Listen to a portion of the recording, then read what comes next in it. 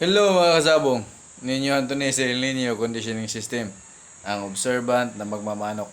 Shoutout sa lahat ng El Nino Conditioning System members. Shoutout sa lahat ng El Nino Conditioning System subscriber. Shoutout sa lahat kong mga followers. Shoutout sa lahat kong mga viewers. Shoutout sa lahat kong mga sharers. Shoutout sa lahat ng mga El Nino Conditioning System observer. Shoutout sa inyong lahat. Di ko na kayo maisa-isa kasi mauubos ang oras natin sa pagbabasa sa shoutout. Ito ang mga member ko lang.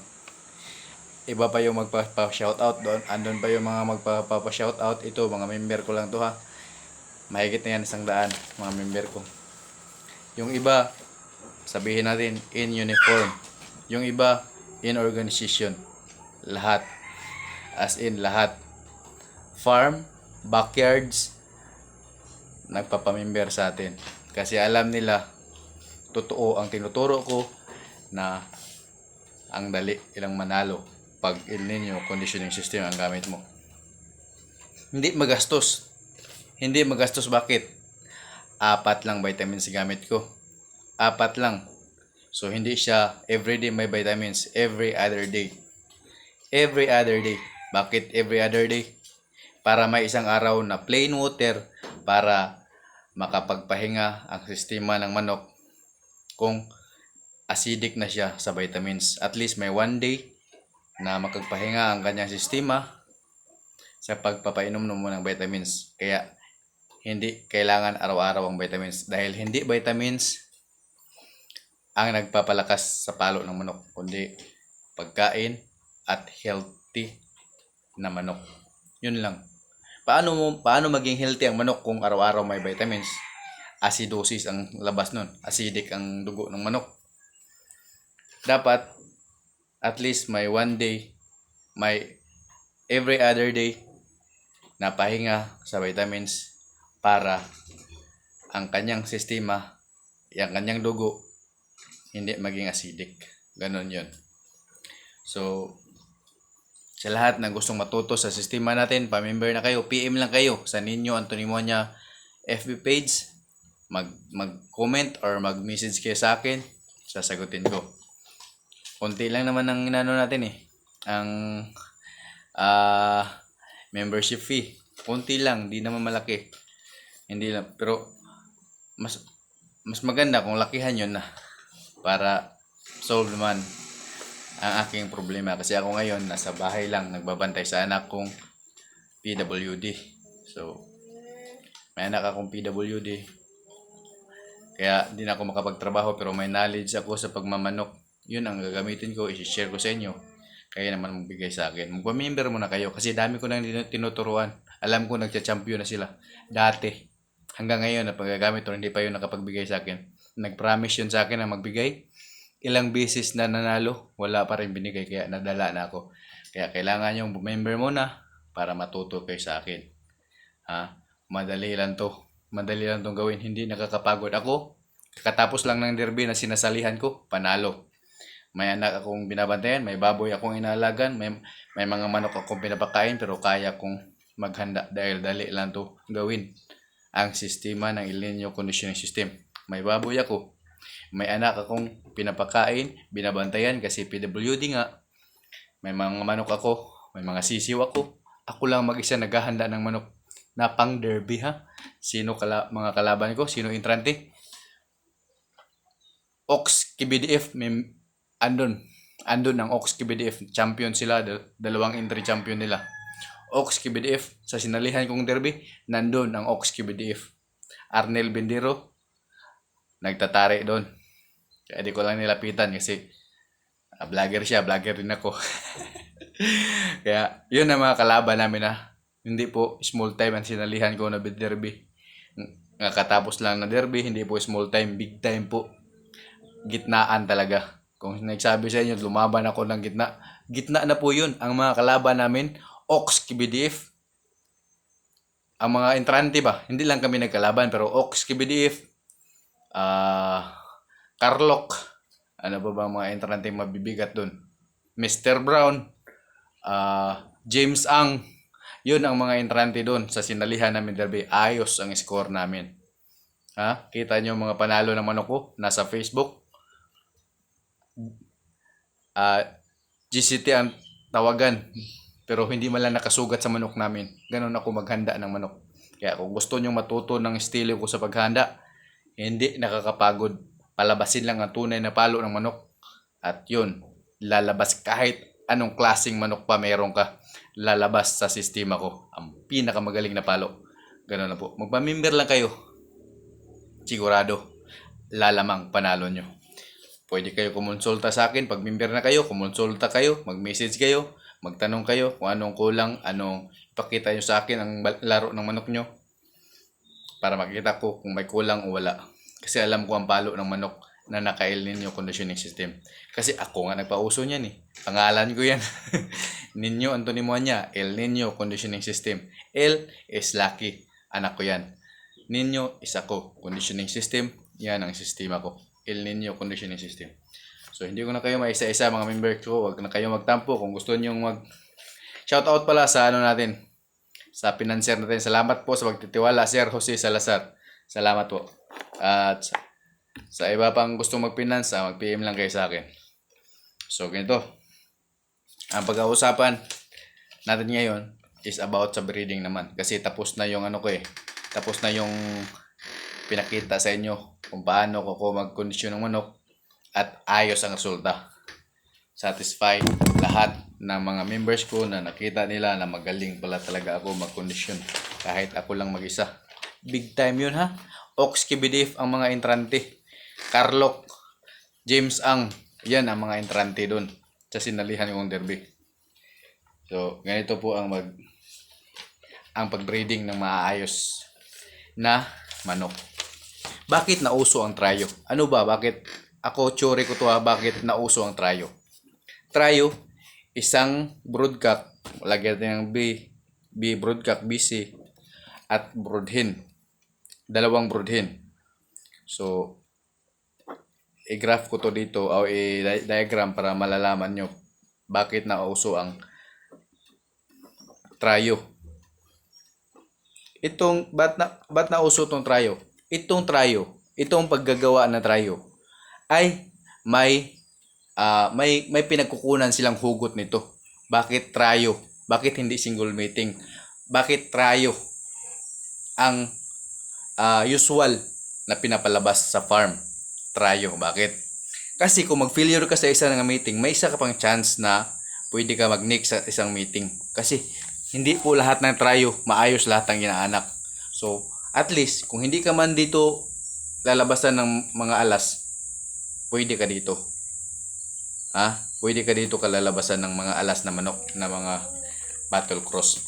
So, ganito yan. So, ganito Pag ito pinagpares, so pinagpares na yan sila. Ito, naglabas ng, palagay natin, 50-50, 50% ang babae, 50% ang lalaki. Ito naman, naglabas ng 50% babae, 50% lalaki. So, kung gusto mong makuha ang ugali ng broodcock mo, kasi itong broodcock, nakita natin magaling. Lahat naman ng broodcock dapat magaling, pumalo. Mataas ang winning percentage, di ba? So, kung ito sila, ang breeding na nila maganda ang score, at least 75% winning, okay na yun. Pag ito naman, 75% winning, alas ang breeding materials mo. So, it means, ang taas ng winning percentage. So, kung gusto mong maduplicate ang tatay nila, huwag mong ibalik agad ang anak. Kasi, close in breeding yun. Malapit masyado. Pagparisin mo muna ang kanilang mga anak, dalawa, ang anak nito, at anak ito, pagparisin nyo, ang babae na anak ito, pagparisin nyo sa lalaking anak nito, ang anak naman nila, tsaka nyo ibalik sa broodcock. Kung gusto nyo at least man lang, malapit sa pure na broodcock ang dugo. Pagparisin nyo muna ang mga anak nila, half brother sa tatay, pagparisin nyo, ang lalabas nun, tsaka nyo ibalik sa broodcock. Ang lalabas na babae nun, tsaka nyo ibalik sa broodcock. So, hindi siya close in breeding. Kaya ganun ang madalas pinapalabas. Tryo talaga ang pinapalabas kadalasan sa mga farm Para kung failure ka dito, possible pwede ka mag-nick dito. Ganun po yun. Kasi kung single meeting yan, failure agad. Lugi yung binayad mong mahal. Mahal ng tryo, di ba? Na mga pang-breeding material. Kaya ganyan po pinapalabas. Ngayon nga, may kwadro na nga eh. Pero ang pinakauso is tryo. Kaya ganun ang ano nila, ganun ang palagay ko lang to ha, theory ko lang to, pero tingin ko ito talaga yung pinaka rason bakit dalawang nanay, isang broodcock ang nilalabas nila.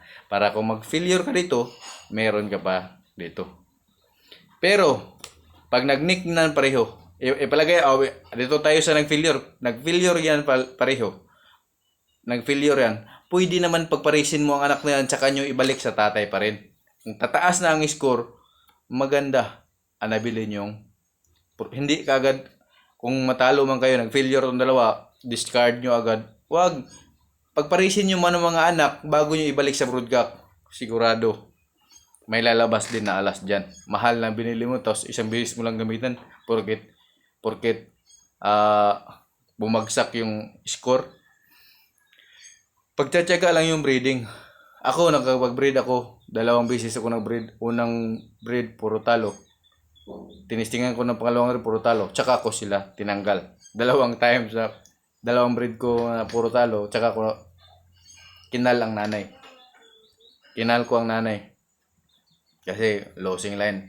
Makikita mo pag losing line yung manok mo, ikal mo ang nanay kasi yan ang naglalabas ng losing line. Bakit? Ang tatay, siguradong winner to eh. Gagamit tayo kung di man pure, winners. Ako, winners ang ginagamit ko. Kaya, mas lamang sa panalo ang mga manok ko. Winners ang ginagawa kong broodcock. O, ganun po ha. Ganun po ang pagbibreed. Hindi lang isang sittingan dyan, broodcock, broodhen. Pag nag-failure na, ikal mo na lahat. Hindi. Pag nag-failure yan, pagparisin nyo muna mga anak, tapos ilalaban nyo, kung maayos ang score, tsaka ibalik nyo sa tatay yung anak nga babae. Ganun po ang breeding. Para pag tataas ang percentage, huwag mo ikal sila. So it means hindi lang sila bagay sa first meeting. So doon pa muna sa pangalawang meeting, tsaka pagbalik sa tatay, doon pa sila nag-nick. Hindi agad sa direktang pag-meeting sa broodhen at broodcock. So, ganun po. Kasi ang mahal ng broodcock at broodhen, kung lalo na yung mga bumibili ng mga ganong klaseng ang mamahal, tapos isang gamitan lang, pag hindi maganda, ikal agad. Sa mga mapira, pwede nyo yan gawin. Pero sa katulad ko, ako, wala akong pure. Wala, pagsabihin natin, walang mamahalin akong manok. So, yung mga gamit ko, hindi mahal, pero ayos ang score ko. Lumalaban ako kahit ang mga entrante, Ox KBDF, Carlock, James Ang, yun ang mga kalaban namin. Kaso di lang kami nagkatapat kasi minimum bet lang kami. Kaya, pero kung binigyan ako ng pagkakataon na nilaban ako sa mga ganong klaseng, kasi isang intrihan lang kami. Yung derby na sinalihan nila, sinalihan ko rin. Kaya kung nagkatapat kami, di ako natatakot. Nakahanda rin man ako. Naka-El Nino conditioning system. Kaya, sa simula pa lang sa breeding, doon ka na mag-invest ka sa broodcock at broodhen. Para to sa may ikabili ha, pwede talaga kahit winners lang, kahit battle cross lang, crosses lang ang mabili mong babae, pwede talaga kasi ang crosses, yan ang mga hybrid talaga. Ang pure, hindi yan hybrid. Madali lang magkasakit. Pero itong mga battle cross, yun ang tinatawag na hybrid. May hybrid vigor, may hybrid na apurma. Pag sabihin natin hybrid, malakas, hindi madaling magkasakit. Pero ang pure, madali yan magkasakit. Kasi close inbreeding yan sila. Kaya, ganun po ha. So, sisimulan ko sa pagbreeding kasi nasa breeding talaga ang foundation ng pagmamanok. Dapat healthy ang maging resulta sa breeding mo. Paano ba maging healthy ang manok? Alagaan mo ng mabuti. Mula itlog, sisiw, sa pagpaitlog pa lang, sa pagpasisiw, hanggang sa paglaki. Dahil doon, pag healthy ang manok mo, sigurado papalo kahit huling hininga na niya. Pero yung derby namin, yung first fight namin, dulo lang ng pakpak. ang tinamaan. Second fight namin, 3 lang sugat. Hita, pakpak, at saka dito. Kaya buhay lahat yung mga winners namin.